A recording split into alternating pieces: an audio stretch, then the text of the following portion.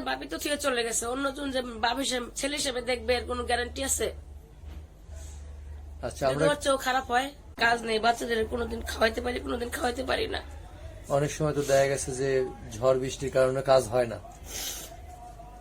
হ্যাঁ, কাজ হয় না। এই বাচ্চা অনেক কিছু চাই, খাওয়াতে পারি না। এই বাচ্চা পড়াশোনা করাতে পারি না। সুপ্রিয় দর্শক, আসসালামু আলাইকুম। দর্শক, আপনাদেরকে প্রীতি ও শুভেচ্ছা জানিয়ে শুরু করছি আজকের এই প্রতিবেদন। দর্শক, আজ আমরা আপনাদেরকে নিয়ে আসছি মিরপুর কালশি। দেখতেই পাচ্ছেন যে আমাদের সামনে অসহায় এক বোন দুটি সন্তান নিয়ে বসে রয়েছে। আমরা শুনবো তার জীবনের গল্প। তো তার আগে একটু জানিয়ে রাখি যে তার হাজবেন্ড জীবিত, কিন্তু থেকেও নেই। আসলে কেন থেকেও নেই? দর্শক, আর একটু রিকোয়েস্ট করবো যে আপনাদের অনুরোধে বা আপনারা আমাদের পাশে থাকেন বিদায় আমরা দেশের আনাচে কানাচে এরকম অসহায় ফ্যামিলির প্রতিবেদনগুলো আপনাদের সামনে তুলে ধরার চেষ্টা করি। তো তারই ধারাবাহিকতায় আজও আমরা এসেছি। তো চলুন আমরা কথা বলি বোনটির সাথে, কথা বলে জানার চেষ্টা করি যে তার জীবনে আসলে কি কষ্ট লুকিয়ে রয়েছে, আমরা সেই সব তথ্য জানবো। আপু, আসসালামু আলাইকুম। ওয়ালাইকুম আসসালাম। আসসালামু আলাইকুম। ওয়ালাইকুম আসসালাম রহমতুল্লাহ বরকাতুহু। কি নাম আপনার? বিথি। বিথি আপু। আচ্ছা আপু, আমরা জানলাম যে আপনি অনেক কষ্ট করে উপার্জন করেন। আসলে কেন এই কষ্টটা? এই ছেলে দুটার বাপ এই 1.5 বছর হয়ে চলে গেছে। ছেলে দুটোর বাবার 1.5 বছর হলো চলে গিয়েছে। হ্যাঁ, আগের ফ্যামিলি ছিল, আমি জানতাম না। তারপর উনি আমাকে বিয়ে করছে। আচ্ছা, তার মানে আপনার হাজবেন্ডের আর একটা সংসার ছিল, হ্যাঁ। সেটা জানতেন না? না। আপনি কি সম্পর্ক করে বিয়ে করেছিলেন? জি। আপনার গ্রামের বাড়ি কোথায়? দিনাজপুর। দিনাজপুর। দিনাজপুর কোথায়? দিনাজপুর রাজবাড়ি। একটু টোটাল ঠিকানাটা যদি একটু বলতেন। দিনাজপুর সদর জেলার দিনাজপুর। আচ্ছা, রাজবাড়ি। সদর জেলার রাজবাড়ি। হ্যাঁ। গ্রাম বা মহল্লার নাম কি? গ্রামের নাম রাজবাড়ি। তা আপনি ঢাকায় কিভাবে আসলেন? ঢাকায় ছোটবেলা চলে আসছিলাম ট্রেনে করে। একা একাই? হ্যাঁ, একা একাই চলে আসছিলেন? একা একা চলে আসছিলাম। ভাইয়া মারছিল, হ্যাঁ। তখন আমার বয়স ছিল 12-11 এরকম। তারপরে একা একা চলে আসছেন? একা একা চলে আসছি। মিরপুর 1 নম্বরে ছিলাম। ওইখানে 14 বছর তখন ওর আব্বুর সাথে পরিচয়। আচ্ছা, তারপরে বিয়ে করলেন? হ্যাঁ। কিন্তু তখন আর বাড়িতে ফেরত যাওয়ার কথা মনে হয় নাই কখনো? ওকে নিয়ে গেছিলাম বিয়ের পরে। বিয়ের পরে নিয়ে গেছিলেন? হ্যাঁ। এই ভাইয়া মারলো, রাগ করে চলে আসলেন, বিয়ে শাদী করলেন। তো 2 বছর পর বিয়ে হয়েছিল আসার পর। তো সেই রাগটা করার কারণে তো আজকে জীবনের এই পরিণতি হয়েছে। রাগটা করা কি ওই সময় ঠিক ছিল? না, বাবা মা নাই তো, এই জন্য চলে আসছিল। ও আচ্ছা, ওই সময় বাবা মা ছিল না? এখনো নাই, মানে আমার যখন 5 বছর তখন মা মারা গেছে। আচ্ছা, এটা হলো মূল কথা যে ভাইয়ের সংসারে থাকতেন, ভাই মারছিল, এই জন্য রাগ করে চলে আসছিলেন। আচ্ছা, বিয়ে করার পরে তো সংসার শুরু করলেন, তো তারপরে কি ঘটনা ঘটলো আসলে একটু বলেন আমাদেরকে। সে গাড়ির সিএনজি ড্রাইভার ছিল। CNG driver? হুম। আচ্ছা। তারপর বিয়ের 1-1.5 বছর পরে বড় ছেলে হয়। বড় ছেলেটা হয়, তারপর? ভালোই মানে সব সময় ভালো জায়গায় রাখতো, ভালো মন্দ খাওয়াইতো, সব দিত, সবকিছুই দিত। আমি কোনো কিছু অভাব পাই নাই। আচ্ছা, তারপরে? সে আমাকে সুখিয়ে রাখছিল, কিন্তু হঠাৎ করে যে কি হলো, এই বাচ্চা হওয়ার পরও এই 1.5 বছরে চলে গেছে। আপনি কতদিন পর জানলেন, বিয়ের কতদিন পর জানলেন যে আর একটা সংসার আছে তার? এই বাচ্চা যখন 4 মাস পেটে তখন। আচ্ছা, তখন জানলেন? হ্যাঁ, আমাকে বাড়িতে নিয়ে গেছিল, আমার সতীন আমাকে মারতে আসছিল। তখন ওর আব্বা সামনে যা দাঁড়াইছে যে আমি ভুল করছি, আমার যা বলার আমাকে বলো। মানে আপনার শ্বশুর বাড়ি, মানে আপনার স্বামীর বাড়িতে নিয়ে গেছিল যখন, তার বাড়িটা কোথায় ছিল? টাঙ্গাইল। টাঙ্গাইলে। আচ্ছা, যাওয়ার পরে দেখলেন যে আর একটা বউ আছে। জি। সেখানে কি সন্তান ছিল? 2 ছেলে। 2 ছেলে। আপনি যাওয়ার সাথে সাথেই সতীন মারতে আসছিল? হ্যাঁ, যাওয়ার সঙ্গে সঙ্গে কোদাল নিছিল, আমাকে কাটে 2 টুকরা করবে। আচ্ছা, তারপরে? ওর বাবা সামনে যা দাঁড়াইছে যে ভুল করছে আমি করছি, যা বলার আমাকে বলো। আচ্ছা। ওর কোনো দোষ নাই, ওর বাবা মা কেউ নাই, এতিম অসহায়। আচ্ছা, তো তখন তো আসলে করারও কিছু ছিল না। না। তারপরে আবার ঢাকায় চলে আসলেন? তারপর ঝগড়াঝাটি করে আমাকে নিয়ে আবার ঢাকা চলে আসলো। তারপর বড়টায় মামলা করলো, মামলা করার পর পুলিশে ধরাই দেওয়ার পরে ওখান থেকে কষ্ট মষ্ট করে আবার বের হয়ে আসছে, আবার আমার কাছেই চলে আসছে। আচ্ছা, তাহলে এখন কেন আপনার কাছে নেই আসলে? এখন কেন বলতে পারি না। লকডাউনের 3 মাস আগে সে বললো দাদি অসুস্থ, আমি দেখে চলে আসতেছি। দেখতে যায় আর ফিরে আসে নাই। সে কি বাড়িতে আছে? বাড়িতে খবর নিছে, বাড়িতেও নাই। শুনলাম ঢাকা থেকে, ঢাকা খোঁজাখুঁজি করলাম, পাইনি। বাচ্চাদের অনেক কষ্ট করে লেখাপড়া করাইতে ফোন নাম্বারও নেই? ফোন নাম্বার ছিল, ফোন নাম্বার চেঞ্জ করছে, নতুন নাম্বার নিছে। তার মানে টোটালি 1 বছর হলো কোনো যোগাযোগ নাই? 1.5 বছর। 1.5 বছর। তো কোথাও কখনো চোখে পড়ে নাই, দেখেন নাই? মাঝখানে একবার পাইছিলাম। তাকে জিজ্ঞেস করেন নাই কেন জিজ্ঞাসা আসে? করছি, বলছে তার বড় ছেলে বিয়ে করাবে, এই জন্য তো আমার ওনার আগের ফ্যামিলি বলছে ওখানে গেলে আমাকে ছাড় দিতে হবে, আর ওখানে ওনাকে ছাড়লে আমার কাছে আসতে হবে, এই জন্য ওনার কাছে থাকে গেছে। এইটা কি হয় আসলে যে বড় ছেলেকে বিয়ে করাবে সেটার কারণে আরেকজন নিষেধ করছে, এই জন্য আপনার কাছে আসে নাই? ওনাকে বলছে ওনার সিএনজি কিনে দিবে, গাড়ি কিনে দিবে, আচ্ছা আমার কাছে টাকা পয়সা কেউ নেই, বাবা মা কেউ নাই। আচ্ছা বাবা, তুমি একটু সোজা হয়ে বসো। তাহলে আপনি এখন কিভাবে জীবন যাপন করছেন আজকে এই দুটো সন্তান নিয়ে? এই দুটো সন্তান নিয়ে জায়গায় জায়গায় ইট ভাঙি, ইট পরিষ্কার করি। ইট ভাঙেন? হ্যাঁ, ইট ভাঙি। মানে এই যে বাসা বাড়ি বিল্ডিং যে করে বিল্ডিং সে? করে, হ্যাঁ, হাতুড়ি দিয়ে ইট ভাঙি। এই যে হাতের মধ্যে ঠোসা পড়ছে কত, এই যে, আচ্ছা, এই যে। সুপ্রিয় দর্শক দেখতেই পাচ্ছেন যে নারী হয়ে ইট ভেঙে জীবন উপার্জন করে খাওয়ার যে কষ্টটা আসলে যেটা পুরুষদের কাজ সেটা নারী হয়ে করে। এখানে হাতুড় দিয়ে চেঁচা গেছিলাম, রক্ত বের হয়ে গেছিল অনেক। আচ্ছা, তো এই ইট কতদিন হলো ভাঙেন আপনি? ইট ভাঙ্গি প্রায় 1 বছরের বেশি হয়েছে। 1 বছরের বেশি হয়েছে। কয় টাকা পান ইট ভেঙে? সারাদিন পাই 200 টাকা। 200 টাকা। সব দিনই ভাঙ্গা হয়? সব দিন হয় না, কতদিন ধরে কাজ নেই, বাচ্চাদের কোনোদিন খাওয়াইতে পারি, কোনোদিন খাওয়াইতে পারি না। অনেক সময় তো দেখা গেছে যে ঝড় বৃষ্টির কারণে কাজ হয় না। হ্যাঁ, কাজ হয় না। এই বাচ্চা অনেক কিছু চায়, খাওয়াতে পারি না। এই বাচ্চা পড়াশোনা করাতে পারি না, বাবা থাকতে পড়ছে, এখন পড়াইতে পারি না। আচ্ছা, সুপ্রিয় দর্শক শুনলেন যে আসলে মানুষ কতটা কষ্ট করে জীবন যাপন করে। আর এগুলো যদি আমরা একটু দৃষ্টি না দেই তাহলে কিন্তু এই মানুষগুলো তাদের কষ্টের জীবন এইভাবে কাটবে আসলে। এবং দেশের অনেক জায়গায় এইভাবে আনাচে কানাচে অনেক অসহায় দরিদ্র মানুষ পড়ে রয়েছে। তা আমরা দেখা গেছে যে অনেকেই অনেক অর্থবান যে কংক্রিটের থেকে অনেকভাবে খাবার নষ্ট করে বা কুকুরের খাবার জন্য অনেক টাকা আমরা নষ্ট করি, তাহলে না সেখান থেকে একটু অর্থ দিয়ে তাদের পাশে দাঁড়ান। তো এই যে তা আপনি আপনার স্বামীকে যে যখন মানে ওইভাবে জিজ্ঞেস করেন না যে আমার ভবিষ্যৎটা কি হবে? ও আমাকে বলতেছে যদি না পালতে পারো বাচ্চা দুটো আমাকে দিয়ে দাও। মা কখনো পারে সন্তানকে দিতে? তা আপনার কি কখনো মনে হয় না যে আপনি আর একটা সংসার করে বা সুন্দর সংসার করবেন বিয়ে শাদী করে? নিজের বাপি তো থেকে চলে গেছে, অন্যজন যে বাপ হিসেবে ছেলে হিসেবে দেখবে এর কোনো গ্যারান্টি আছে? আচ্ছা, যদি ওর চেয়েও খারাপ হয়। আমরা একটু বাচ্চাগুলোর সাথে কথা বলি। বাবা, কি নাম তোমার?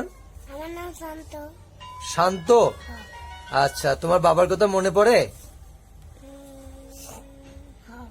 মনে পড়ে? দেখেছো তোমার বাবাকে? না, দেখো নাই? তা মনে পড়লো কিভাবে বাবা? কান্না পায়? মনে পড়লে কান্না পায়? না, কান্না পায় না? না। আচ্ছা দর্শক, ছোট মানুষ আসলে এখনো বাবা কি জিনিস বুঝে ওঠে নাই। আমরা একটু বড় ছেলেটার সাথে কথা বলি। কি নাম তোমার? রবিন। রবিন। কোন ক্লাসে পড়ো? 2 ক্লাস 2-তে। কোন স্কুলে? আলিপ ইন্টারন্যাশনাল স্কুল। আচ্ছা, তুমি কি তোমার বাবাকে দেখেছো? হুম, তা এখন মনে পড়ে তোমার বাবাকে? হ্যাঁ। মনে পড়লে কি করো? কান্দি। কান্না পায়? খুব কান্না পায়? তোমার বাবাকে কখনো বলো নাই যে বাবা আসো, খুব কষ্ট হয় আমাদের? বলছি, কি বলছে তোমার বাবা? বলছে কি আসবনি। বলছে আসবো, তো সেই আশা আর আশা হয়নি। আচ্ছা, সুপ্রিয় দর্শক, আসলে এত সুন্দর দুটো ফুটফুটে বাচ্চা রেখে যে আসলে মানুষগুলো এরকম করতে পারে।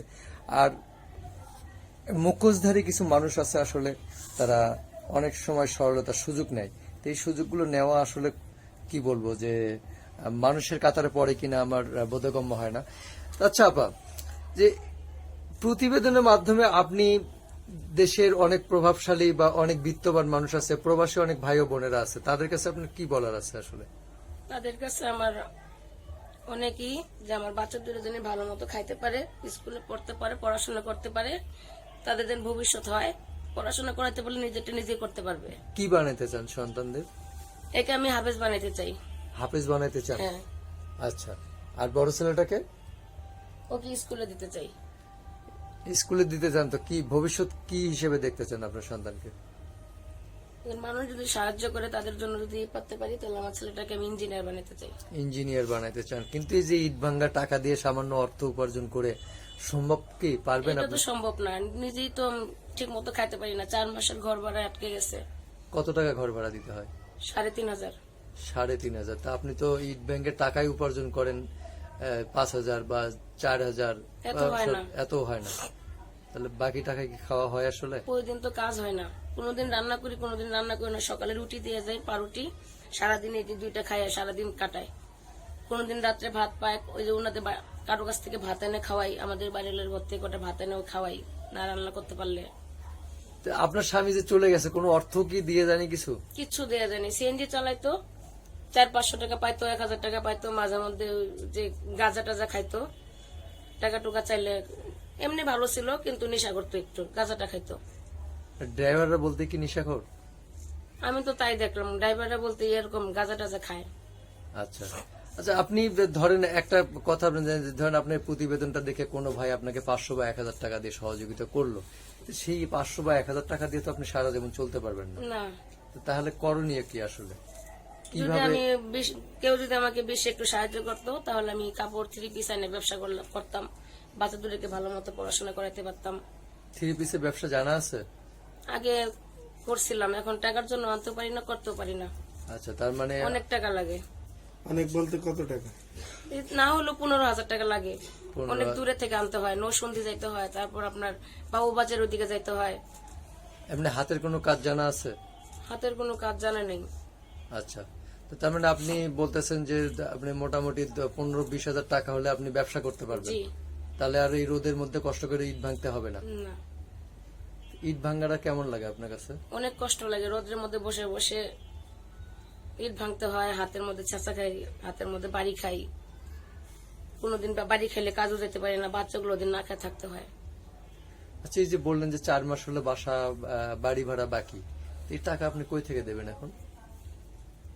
এটা তো আমি নিজেও বলতে পারি না, বলে বলে রাখছি, আজ দিব কাল দিব, দিতে পারি না। আপনার ভাই বা ভাইদের সাথে কি যোগাযোগ নাই এখন? আমার একটা ভাই আছে, বিনা অপরাধে জেলখানায় আছে 11 বছর থেকে। আচ্ছা, ওই এক ভাই যে ভাই মারছিল? একটাই ভাই।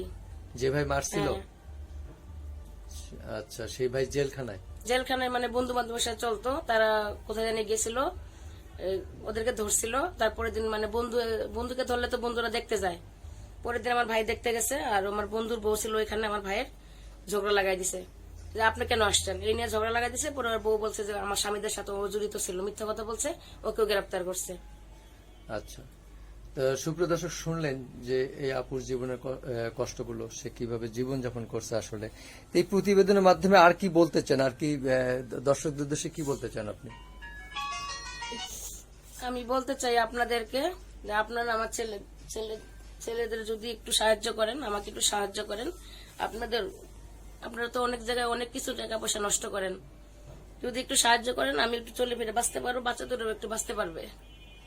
আচ্ছা, ধরুন একটু সহযোগিতা পেলে তাহলে আপনি অন্তত কাপড়ের ব্যবসা করে আপনার সন্তানকে নিয়ে একটু ভালো মতো খেয়ে পড়ে বাঁচতে বাঁচতে পারবেন, পারবো, পাশাপাশি সন্তানকে মানুষ করতে পারবেন। মানুষ করতে পারবো, তাদের জন্য দোয়া করব, তাদের জন্য আল্লাহ অনেক দেয়। এই যে বলছেন আপনার সন্তান মাদ্রাসায় পড়াবেন, আপনি নামাজ কালাম পড়েন?